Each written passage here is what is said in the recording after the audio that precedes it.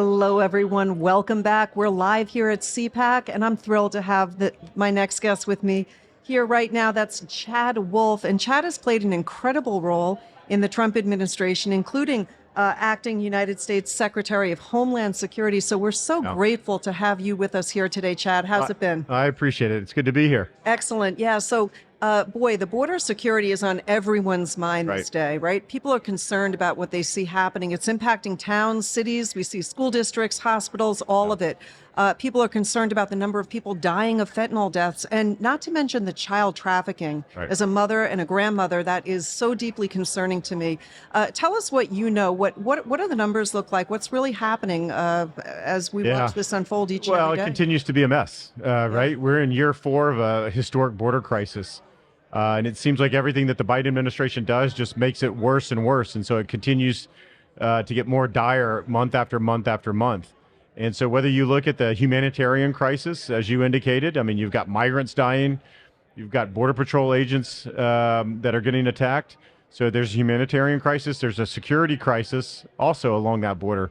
So whether you look at national security threats or public safety threats of what's coming across that border in such large numbers, you're unable to vet them and screen them. And so you're just releasing them into the country, which is obviously what the Biden administration is doing. And in doing so, you're enabling the cartels, you're empowering them, and you're giving them more money, right? Because every migrant that crosses that border is paying the cartels for the ability to be trafficked across that border. And so there's more fentanyl, there's more illicit narcotics that are being trafficked because the cartels have more money, more power, more territory, and more weapons than they ever have before because of the policies of this administration. There's a better way to do this. And you knew that better way. I mean, we demonstrated that. Yes, and I want to talk a little bit about the people who are in charge, or so to speak, we think that they're in charge. We don't really know who's running the White House. Certainly Biden seems to be out to lunch and not really putting the American people first, to put it mildly.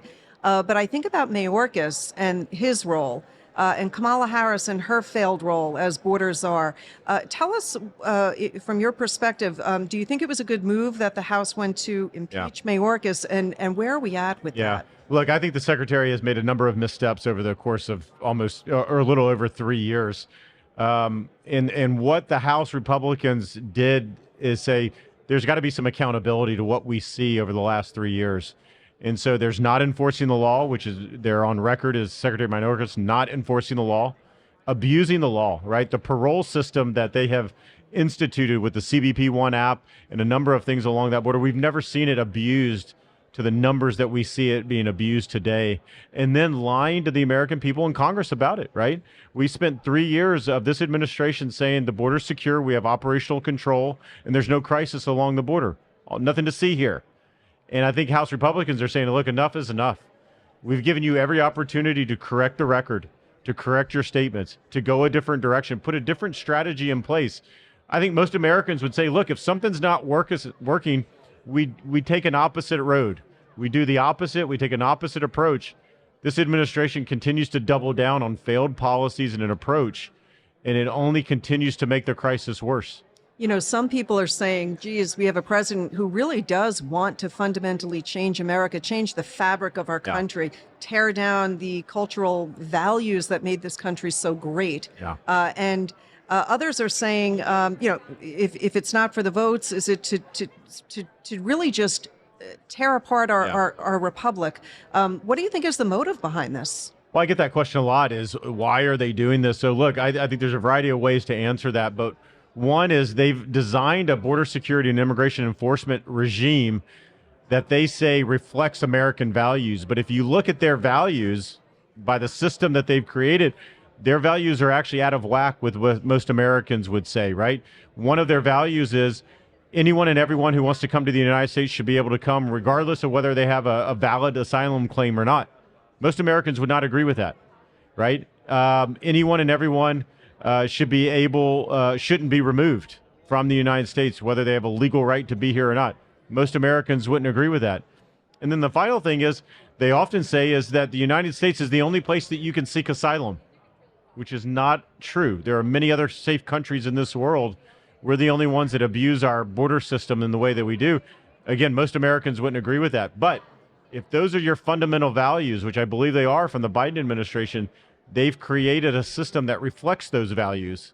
And that's why you see the influx of illegal migrants into the country almost daily. And it really is at the taxpayer expense. I mean, Yeah. we see the illegals coming over and getting handouts, free schooling, Yeah. tens of thousands of dollars being handed out. Their meals are paid for, their housing, Right. and so forth. So you can't, if that's what you're offering people, they're going to come in droves. What kind of consequences is this having on the economy, both in the short term and the long term, if we don't reverse things quickly? Well, sure. I mean, there's a variety of different consequences, right? There's just the amount of taxpayer money that is going towards the processing of migrants coming into the country, the transportation, the housing, the sheltering. I mean, the list goes on, and everything that the department's having to deal with, it's taking their time, energy, and focus off of real other national security and homeland security threats. And then there's the downstream effects. Is what does this type and this level of illegal migration do to communities across the country? So there's the fentanyl issue, right? And so there's a public health issue there, right? But a lot of these children that come across the border, they go into public education systems, right? English is not their first language. And so now you're having to hire more teachers, using public taxpayer dollars, hire more teachers to care for the folks that have come in illegally. And so it just continues to spiral. A lot of these individuals, unfortunately, they don't have health care. So if they get sick, unlike perhaps you and me and others, where we go to the doctor, they go to the emergency room for health care. And so what does that do to communities that actually have real needs for those emergency rooms? And the list, public safety, right? Our sheriffs and law enforcement that have to deal with the crime that's associated with this, that their budgets don't go up, but yet they're doing more high-speed chases. They're doing more drug seizures. And so the list goes on and how this impacts American communities across the country, because we're seeing this level of illegality and illegal apprehensions at a level we've never seen before. What, in your opinion, needs to change now, and what might you see happen under a Trump administration? It looks like he will be our nominee, and he's made a promise to the American people to put Americans first. Yeah. Well, that's what you need to do, right? You need to design a border security and immigration enforcement regime that says what's best for the American people first and foremost. How do I protect Americans? How do I hold people accountable who knowingly break the law? Each of these individuals that walk across the border, and you've seen the pictures, right? They wade through the river. They know that they are breaking the law. You hold them accountable, because if you don't, then we're not a country of laws at the end of the day, right? If you don't do that. So I think you do a number of things on day one and week one to say that there's a different mentality here at the Department of Homeland Security. We're actually going to start enforcing the law. We're not going to turn a blind eye to it. We're not going to exempt individuals from the law. We're holding everyone accountable. And I think that sends a signal not only to your law enforcement officers, but to the cartels, the smugglers, the traffickers, and others that say, well, maybe now's not the time to continue to push thousands and millions of people, because they're going to just be sent right back to their home countries or to Mexico or somewhere else. You'll start to see the flow diminish. People are not going to pay $10,000, $20,000, $30,000 if they're only going to come across the border and then get sent back home. Certainly not sustainable. I don't think that, America is so far from where we were even a short decade ago. This is certainly not sustainable. A number one issue is the border. To our AMAC members, over 2 million strong, but so many other issues are impacting Americans today. The list is long. We see that they're going after former president, slapping him with lawsuit after lawsuit. People see that as election interference. We see attacks on our First Amendment right, our freedom of speech, and big tech, really, government monitoring people. Of all of the issues that we're facing, what do you see as some of the really glaring major issues that we've got to fix overnight, quickly? Yeah, I mean, all of those issues that you just mentioned are at the top of the list, right? The weaponization of law enforcement and of the Department of Justice and the FBI, I think it rates at the top. I think there's a basic sense that there's a basic sense of fairness that most Americans inherently know, and what they see from, things that are occurring to the former president versus what's occurring with the current president are completely out of whack. And the targeting of conservative groups and conservative members and Americans, I should say, and others, they know it's not the right thing to do. So weaponization of government, you've got to get the economy back roaring, right? We have an economy that's not working for the American people. You see record high inflation, gas costs more, groceries cost more, You know, you can't, the number of jobs and opportunities are not there that we saw during the Trump administration. And so there's a lot that I think are on the minds of the American people. Of course, the border is up there as well. And look, what's happening in Ukraine and Israel, I think is also very, very important to many Americans in the sense of let's secure our own borders. Let's take care of Americans first, right? Novel idea. Yeah. America's first, right? And then let's help our allies. And then let's show some leadership on the world stage. You know, President Trump was very good about this. A lot of people called him an isolationist and said, oh, well, America first means that you go alone. Well, that's actually not true if you actually studied the Trump administration. What he was very good at is getting other allies and other countries to pay their fair share, whether it was NATO, whether it was a foreign war or anything else. Is America alone is not the world's policeman, right? Yes. We will do our share, but we expect others to pick up as well. And you saw that during the Trump administration. You're not seeing that right now with Ukraine.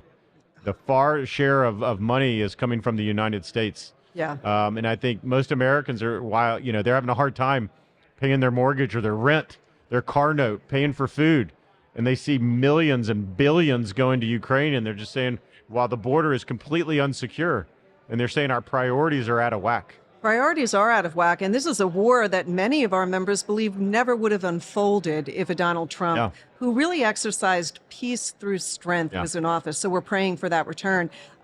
Tell me about hope for the future and where you see America a year from now. Do you think that conservatives have a real shot at getting rid of some of these bad actors that are tearing down our country? Yeah, I think it is. Look, the best is yet to come, and I know a lot of people say that, but I think you've got to continue, as I say, to be on the playing field. And so your listeners and everyone else, everyone who's frustrated about the direction of our country, you've got to stay involved. You've got to, however you do that, whether it's in elections or it's policy or it's talking to your neighbors or wherever else, you have to stay involved, because what the left wants us to do, they want to make it very hard, and they'll call us all sorts of names, and they want to make it very hard for us to stay engaged. They sure do. Because staying engaged is how you make change. And so whether you serve in government or you serve on your local school board, you're a mayor, you're a city councilman, you need to stay engaged, because that's how change comes about. That's right. Change does not come about by sitting on the couch, watching television, saying, I'm upset, and then 15 minutes turning it off and going doing something else. Yeah. You got to be engaged, because that's where the change is going to come from. Sure does. And I think that's the only thing necessary for evil to prevail is for good men to do nothing. Right. So we need for folks that are listening to get involved, and people can do that through AMAC Action. Chad, before you run, tell our listeners what you're up to these days and how they might be able to tap into what you're sharing, maybe your Twitter handle, X handle, just so people can tap in and learn a little bit more about. So I'm the executive director over at the America First Policy Institute. Oh, we love that organization. Yeah, so we're about 2.5 years fabulous. old, and what we saw was at the end of the Trump administration, the policies over those 4 years brought not only prosperity, but security to the American people, all walks of life. And we said, look, this can't end. And so we took a lot of those policies and built them into the America First Policy Institute. And so we have 17 different policy centers that are doing healthcare policy, national security, education, and everything else. The vote. And everything else. I love the election integrity. And we have effort. election integrity, and we have America First Works, which is our C4, that can be a little bit more proactive come election time. And so we're doing a lot of great work there. So I'd encourage you folks, AmericaFirstPolicy.com. You can find myself and a lot of my colleagues there. Well, keep up the great work. We so appreciate it. You're a true hero. Thank you so much for joining me on the show. Thanks for having me. Hope to have you back again. All right. Thank you.